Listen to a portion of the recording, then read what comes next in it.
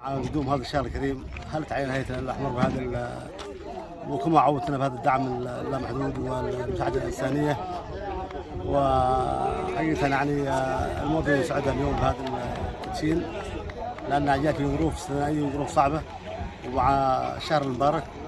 ونشكر يعني الجناح الخيري والإنساني لدولة الإمارات الأحمر الإماراتي على هذا اللفتة الكريمة، وكما عودونا دائما بهذا العطاء والاستسخاء المقدم ان شاء الله.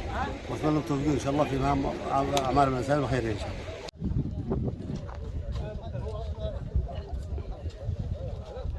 خضر شيخ عابد من ابناء منطقه العرف مديريه ربوع محافظه شبوه.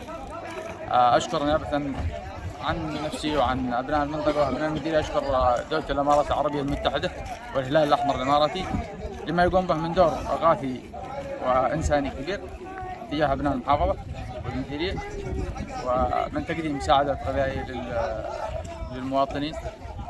ونتمنى منهم زياده الكميه والاستمرار في دعمهم السخي. بسم الله الرحمن الرحيم. تتواصل دعومات دولة الإمارات العربية المتحدة وعبر ذراعها الإنساني الهلال الأحمر الإماراتي، ومزامنة مع دخول شهر رمضان الكريم، فقد تم توزيع سلة غذائية في مديرية رضوم محافظة شبوة على الساحل وبعض قرى في مدينة رضوم. وقد تم توزيع السلة الغذائية في هذا اليوم للأسر المحتاجة وشد فقرا، وذلك تخفيفا المعاناة الصعبة التي يعانوها في هذا الوقت الراهن.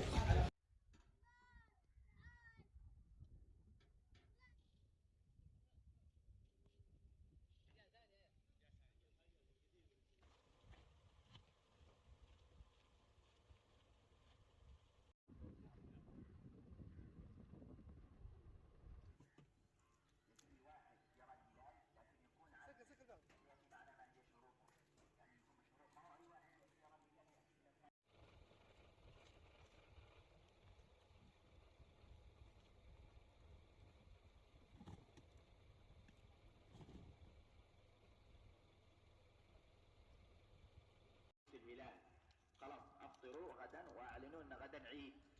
هل تقبل؟ ما تقبل، لا امرأة ولا رجل واحد، وانما بشهادة رجلين.